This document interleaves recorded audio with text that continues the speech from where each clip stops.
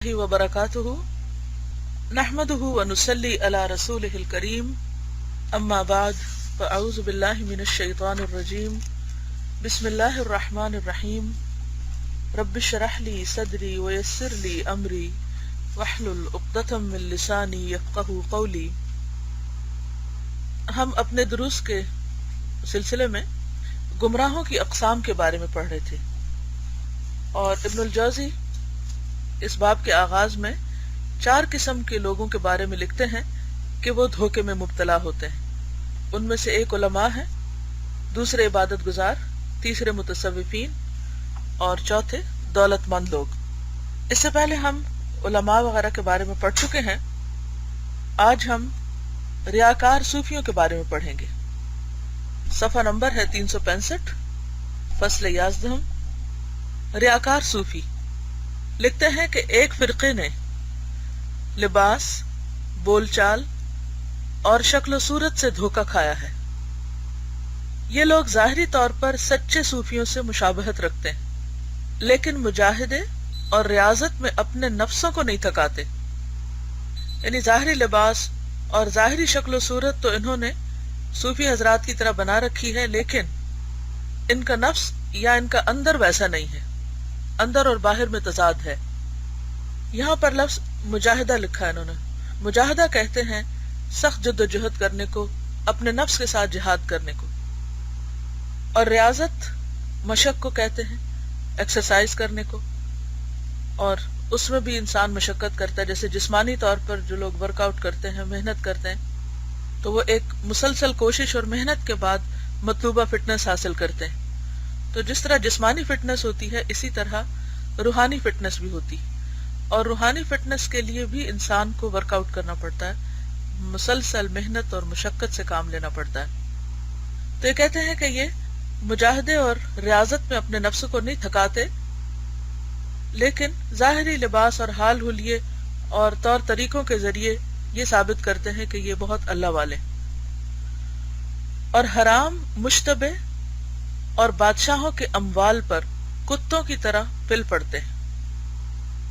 यानी माल हासिल करने में, दुनियावी फायदे हासिल करने में इन्हें कोई एतराज नहीं होता, भले वो फायदा किसी हराम तरीके से हासिल हो या मशकूक तरीके से, या फिर किसी अथॉरिटी की तरफ से कुछ नवाजिश हो। तो ये उन सब चीजों की तरफ इस तरह दौड़ते हैं जैसे कुत्ता एक हड्डी की तरफ दौड़ता है अगर आप उसकी तरफ फेंके।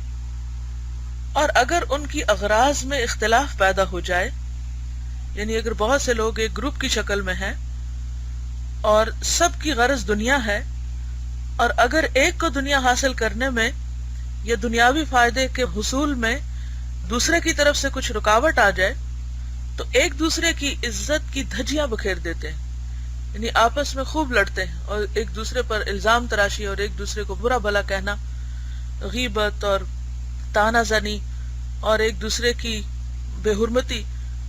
तो बज़ाहिर देखने में तो ये बहुत दीनदार लोग हैं, बहुत खुशनुमा दीनी लिबास पहने हुए हैं, लेकिन दूसरे मुसलमान की इज्जत और कदर नाम को नहीं। तो इसकी बुनियादी वजह क्या है कि इनका दीन सिर्फ ज़ाहिरी दीन है, इनके अंदर की इस्लाह नहीं हुई।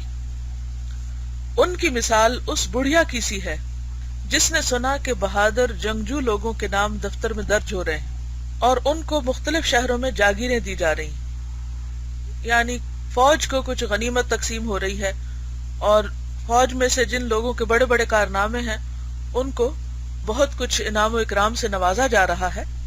तो इसके दिल में भी शौक पैदा हुआ कि मुझे भी कुछ मिले। उसने जरा पहनी, अपने सर पे खुद रखा, खुद कहते हैं हेलमेट को, लोहे की टोपी, और बहादुरों के रज्स याद कर लिए। रज्स कहते हैं पोएट्री को, ऐसी पोएट्री जिसमें जंग की बातें होती हैं और जंग में बहादुरी के कारनामे दिखाने पर मबनी अशार होते हैं। और फिर लश्कर की तरफ मुतवज्जे हुई, यानी जिधर को लश्कर जा रहा था भी चल पड़ी। उसका नाम बहादुरों के दफ्तर में लिखा गया, क्योंकि सबका लिखा जा रहा था तो इसने प्रिटेंड करके अपना भी लिखवा लिया।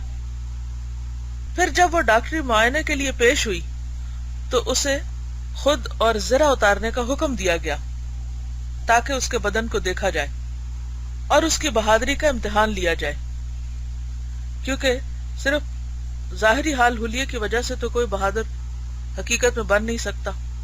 تو اس کا جائزہ لیا گیا، یعنی اوپر کا لبادہ جو اس نے اوڑھا ہوا تھا وہ ہٹا کر اس کے اندر دیکھا گیا، اور جب اس نے یہ سب چیزیں اتاری تو وہ ایک ضعیف عمر رسیدہ بڑھیا تھی، وہ بہادر نہ تھا۔ لوگوں نے کہا تو بادشاہ اور اس کے درباریوں سے مذاق کرنے آئی ہے؟ پھر حکم ہوا کہ اس کو گرفتار کر لو اور ہاتھی کے پاؤں تلے کچل دو، کیونکہ پہلے زمانے میں یہ سزا کی ایک قسم تھی، جو بغاوت کرتا ہے، دھوکہ بازی کرتا، اور خصوصاً بادشاہ کے ساتھ، تو وہ کچل دی گئی۔ ان ریاکار صوفیوں کا قیامت میں یہی حال ہوگا، جب ان کا پردہ کھل جائے گا اور سب سے بڑے حاکم کے سامنے پیش کیے جائیں گے، جو کہ دلوں کو دیکھتا ہے، نہ کہ لباس اور گدڑی کو۔ گدڑی کہتے ہیں اس معمولی لباس کو جو صوفی حضرات پہنتے ہیں۔ تو اس سے کیا پتہ چلتا ہے کہ کچھ لوگ، جسے قرآن مجید میں آتا ہے نا وَمِنَ النَّاسِ مَن يَقُولُ آمَنَّا بِاللَّهِ وَبِالْيَوْمِ الْآخِرِ وَمَا هُمْ بِمُؤْمِنِينَ، کہ لوگوں میں سے کچھ ایسے ہیں جو زبان سے کہتے ہیں کہ ہم ایمان لائے اللہ پر اور یوم آخرت پر، حالانکہ وہ مومن نہیں ہوتے، کیونکہ ایمان ان کے دلوں میں نہیں اترا ہوتا، ایمان ان کے اندر راسخ نہیں ہوتا۔ وہ چند ظاہری اعمال کو اختیار کرنے کے بعد یہ سمجھتے ہیں کہ وہ پکے مومن ہو گئے، حالانکہ ان کا ایمان سے کوئی تعلق نہیں۔ ایسے لوگوں کو اللہ تعالیٰ منافقین کہتے ہیں، اور پھر سب سے پہلی صفت ان کی کیا بتائی گئی؟ یخادعون اللہ والذین آمنوا وما یخدعون الا انفسهم وما یشعرون، کہ وہ اللہ کو دھوکہ دیتے ہیں اور ایمان والوں کو دھوکہ دیتے ہیں، حالانکہ وہ صرف اپنے آپ ہی کو دھوکہ دیتے ہیں اور ان کو اس کا شعور نہیں۔ تو اس سے کیا بات سامنے آتی ہے کہ ایسا کرنے والے جو صرف ظاہریت میں مسلمان ہوں، صرف اپنے ظاہری رکھ رکھاؤ یا ظاہری چند اعمال یا شکل و صورت انہوں نے مسلمانوں جیسی بنا رکھی ہو، لیکن دل میں ایمان نہ ہو، تو یہ سب کچھ دھوکہ ہے، نفاق ہے۔ تو اسی طرح جو لوگ ظاہری طور پر بہت دیندار نظر آئیں لیکن ان کے باطنی اخلاق درست نہ ہوں، ان کے اندر مسلمانوں کے خلاف حسد اور بغض اور نفرت، یعنی ان کو حقیر کرنے کے جذبات ہوں، تو یہ تمام چیزیں انسان کو خود ہی نقصان دیتی ہیں، لیکن عموماً ہم اپنی ان خرابیوں کے بارے میں سوچتے ہی نہیں، یا ان کی کئی ایک تعویلیں پیش کر لیتے ہیں اصلاح کرنے کی بجائے۔ ابن الجوزی لکھتے ہیں کہ ان ریاکار صوفیوں کا قیامت میں یہی حال ہوگا جب ان کا پردہ کھل جائے گا اور سب سے بڑے حاکم کے سامنے پیش کیے جائیں گے، یعنی اللہ کے سامنے، کہ جو دلوں کو دیکھتا ہے۔ ایک اور فرقہ ہے جو علم معرفت، مشاہدہ حق اور مقامات اور احوال طے کرنے کا دعویٰ کرتا ہے، کہ انہوں نے بہت مجاہدہ کیا ہے اور اللہ کو پہچاننے میں بڑی مشقتیں کی ہیں اور بہت سے مقام طے کیے ہیں، لیکن ان امور کو صرف اتنا ہی جانتے ہیں کہ ان کے نام انہوں نے یاد کر لیے ہیں۔ جیسے ایک معمولی طالب علم مختلف سکول اور کالج وغیرہ کی ڈگریاں حاصل کرتا جائے تو بسا اوقات وہ وقتی طور پر امتحان میں محنت کر کے وہ سرٹیفکیٹ تو حاصل کر لیتا ہے، لیکن اس کے پاس حقیقی علم نہیں ہوتا۔ تو یہ کہتے ہیں کہ بعض ایسے متصوفین بھی ہیں کہ جنہوں نے اس راستے کی ساری اہم ٹرمینالوجی جو ہے اس کو ڈھٹ رکھا ہے اور اس کو خوب جانتے ہیں، لیکن تم ان میں سے کسی کو دیکھو گے کہ ان الفاظ کو یاد کرتا ہے اور سمجھتا ہے کہ اس کا علم پہلے اور پچھلے لوگوں کے علم سے بہت اعلیٰ ہے، یعنی صرف ظاہری چیزوں کو رٹ کے سمجھتا ہے کہ وہ بہت بڑا عالم ہو گیا۔ وہ فقہا، محدثین اور مختلف علماء کو حقارت کی نگاہ سے دیکھتا ہے، چہ جائے کہ عوام، یعنی وہ بڑے بڑے علماء کو بھی معمولی سمجھتا ہے۔ تو جو شخص علم والوں کو حقیر سمجھے پھر وہ عوام کے بارے میں کیا سوچ سکتا ہے؟ یعنی اگر کسی کی نگاہ میں ان لوگوں کی کوئی قدر نہیں جن کو اللہ نے علم دیا ہے، تو پھر عامت المسلمین کے بارے میں وہ کس انصاف سے کام لیں گے؟ یہاں تک کہ عوام میں سے بعض ان کے ساتھ رہتے ہیں اور ان سے ان کے کھوٹے کلمات سیکھتے ہیں اور بار بار ان کا اعادہ کرتے ہیں، کہتے ہیں کہ وہ اللہ تعالیٰ سے حجاب میں ہیں، حق کے ساتھ واصل یعنی جڑے ہوئے اور مقربین میں سے ہیں، حالانکہ وہ اللہ کے نزدیک فاجر اور منافق کا درجہ رکھتے ہیں۔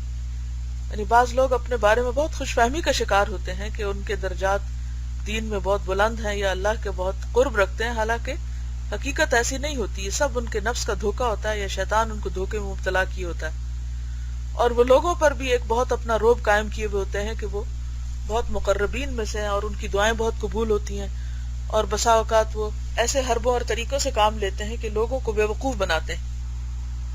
ارباب دانش کے نزدیک بھی یہ لوگ جاہل اور بے وقوف ہیں، یعنی جو سمجھدار لوگ ہیں وہ جانتے ہیں کہ ایسے لوگوں کی حقیقت کیا ہے، نہ وہ علم میں مضبوط ہیں، نہ ان کے اخلاق مہذب ہیں، اور نہ وہ قلب کی پاکیزگی کے بارے میں کچھ جانتے، سوائے خواہش کی اتباع اور لایانی باتیں یاد کر لینے کے ان کے پاس کچھ بھی نہیں، یعنی حقیقی سالڈ نالج نہیں ہے، وہ صرف ظاہری طور پر ایک روب قائم کیے ہوئے ہیں، یعنی راسخون فی العلم نہیں، علم میں مضبوط، اخلاق میں مہذب نہیں کہ ہر قسم کی بد اخلاقی ان سے ثابت ہے، زبانی کلامی رویے کی معاملات میں ہر طرح سے، اور اسی طرح اگر نہ علم مضبوط ہے اور نہ اخلاق اچھا ہے تو دل جو دوسروں سے چھپا ہوا ہے اس کی پاکیزگی کے بارے میں بھی کچھ نہیں کہا جا سکتا، کیونکہ انسان سے جو ظاہری اعمال سرزد ہوتے ہیں،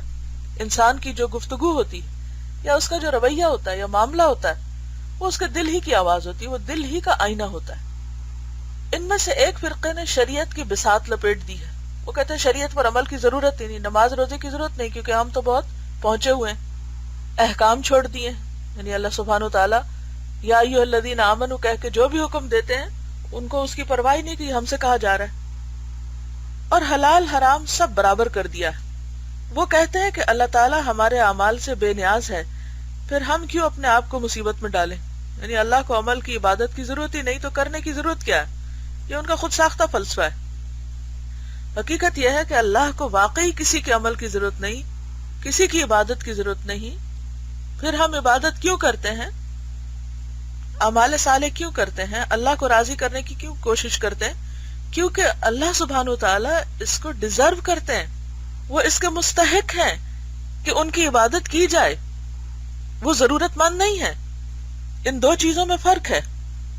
مثلا آپ ماں باپ کی رسپیکٹ کرتے ہیں تو آپ کیا سمجھتے ہیں کہ ماں باپ اس کے ضرورت مند ہوتے ہیں؟ جب آپ ماں باپ کی عزت کرتے ہیں یا وہ عزت کے بھوکے ہوتے ہیں؟ ایسی بات نہیں ہے۔ بات یہ ہے کہ ماں باپ ڈیزرو کرتے ہیں کہ ان کی عزت کی جائے ان کے مقام اور مرتبے کی وجہ سے۔ اسی طرح بچوں کو آپ پیار کیوں کرتے ہیں؟ کیا ان کو ضرورت ہوتی؟ ہاں، یہ کہہ سکتے ہیں کہ بچوں کو پیار کی بھی ضرورت ہوتی ہے، لیکن بچے اپنے بچپنے کی وجہ سے محبت کے مستحق ہوتے ہیں، شفقت کے، نرم رویے کے مستحق ہوتے ہیں، کیونکہ وہ بچے ہیں۔ اسی طرح دیگر انسان، تو اللہ نے انسان کو عزت بخشی ہے، وَلَقَدْ كَرَّمْنَا بَنِي آدم، ہم نے بنی آدم کو عزت بخشی۔ تو عام انسانوں کے ساتھ جو آپ اچھے اخلاق اور اچھے معاملات کا معاملہ کرتے ہیں تو کس لیے کرتے ہیں؟ کہ ان کو ضرورت ہے آپ کی عزت کی؟ آپ عزت کریں گے تو ان کی عزت ہوگی؟ نہیں، وہ مستحق ہیں، کیونکہ عزت کا حق بھی اللہ سبحانہ تعالیٰ نے دیا ہے، اللہ نے انسان کو عزت بخشی ہے۔ اور پھر اسی طرح اگر آپ علماء کی اور نیک لوگوں کی عزت کرتے ہیں تو کس لیے کرتے ہیں؟ کہ وہ ضرورت مند ہے، آپ عزت نہیں کریں گے تو ان کی عزت نہیں بنے گی؟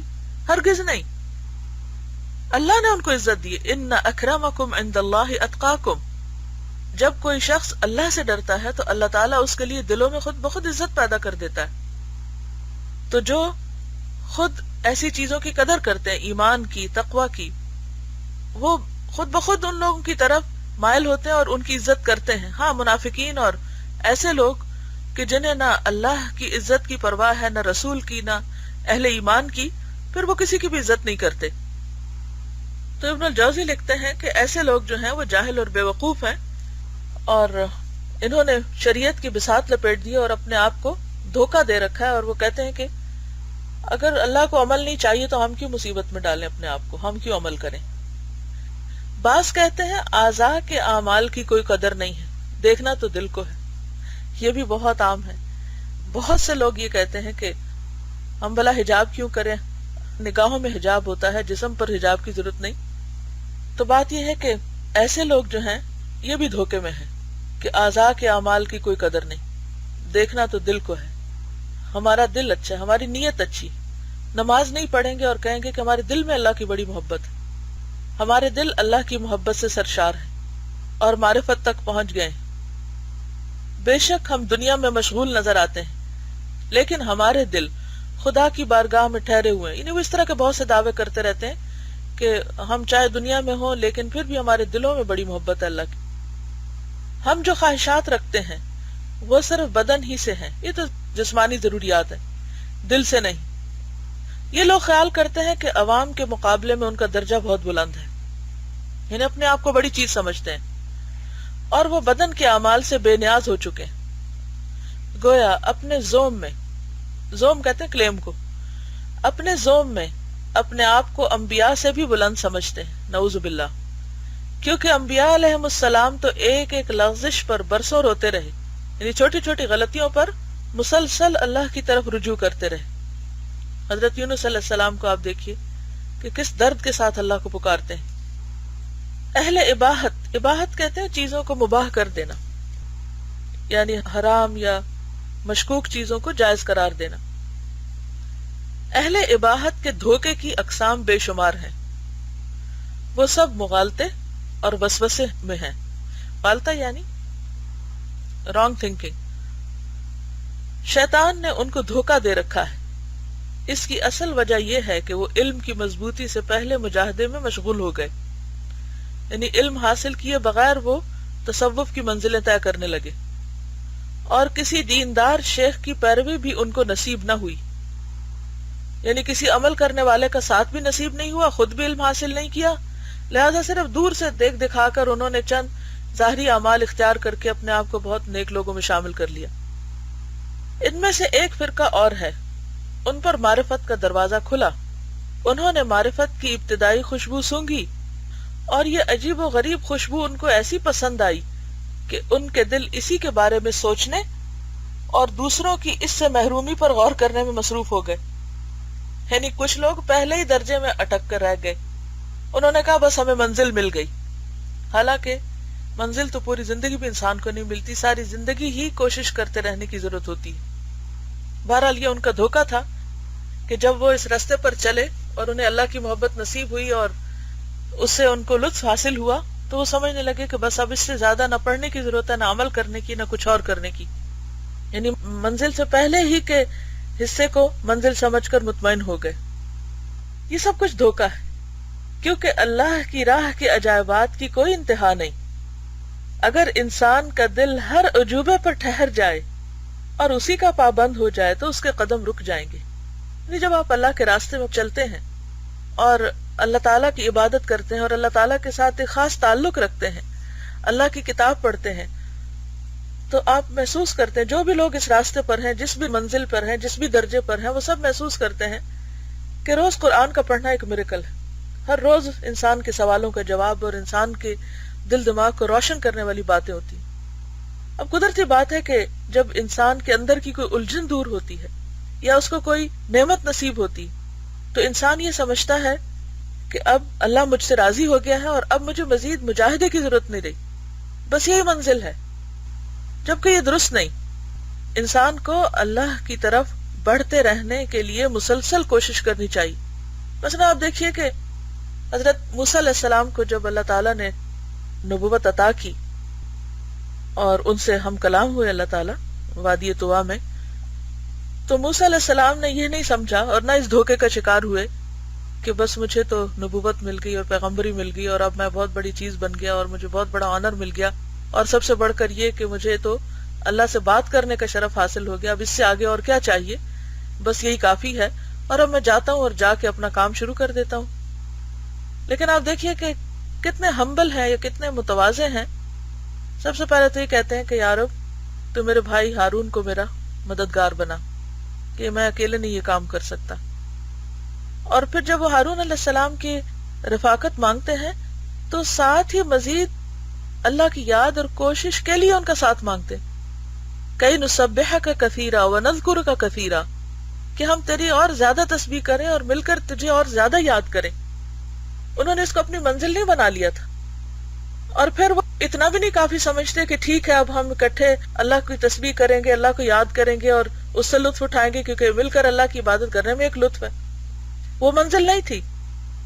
اس کے بعد جب انہیں کہا گیا کہ فرعون کے پاس جانا ہے، پھر انہیں کچھ پریشانی ہوئی، یعنی کہ ساتھ ہی کہا گیا تھا جب ان کو نبوت ملی تھی، اور اسی کے لیے انہوں نے ہارون علیہ السلام کو ساتھ مانگا تھا.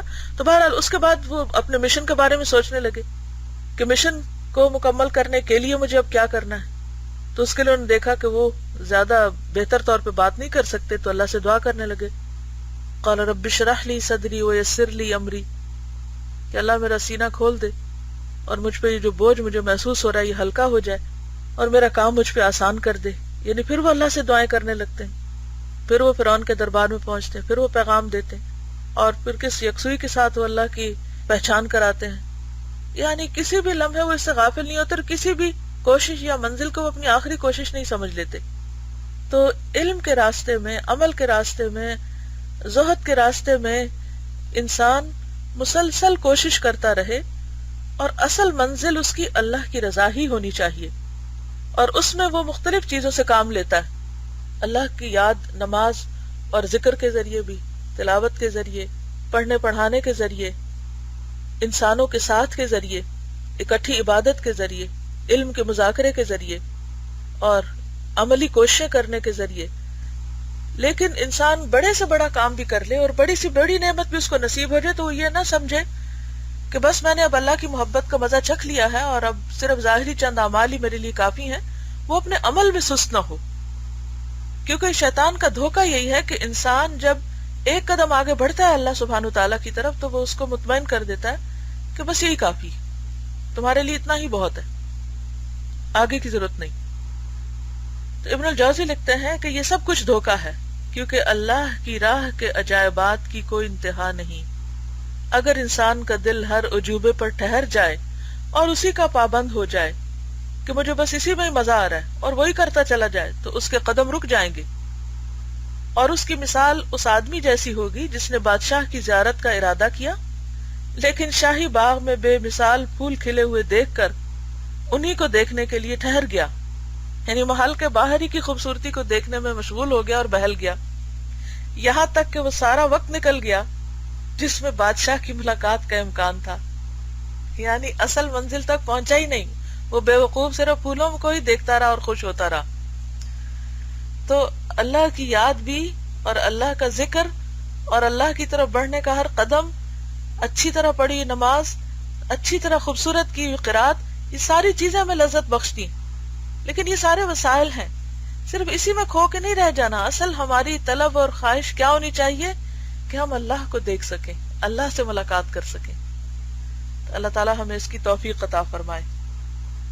یہاں کسی نے یہ سوال لکھا ہے کہ ہم ایک مرتبہ قرآن سے گزرتے ہیں، یعنی قرآن مجید پڑھ لیتے ہیں تو سمجھتے ہیں کہ ہم کو بہت کچھ آ گیا، لیکن یہاں سے تو یہ بات سمجھ آ رہی ہے کہ اللہ کی طرف بڑھنے والے کہیں رکتے نہیں. جی ہاں، یعنی اللہ کی رضا حاصل کرنے کے لیے تو مسلسل انسان کو جدوجہد کرتے ہی رہنا چاہیے. السلام علیکم ورحمۃ اللہ وبرکاتہ. سبحانک اللہم وبحمدک نشہد ان لا الہ الا انت نستغفرک ونتوب الیک.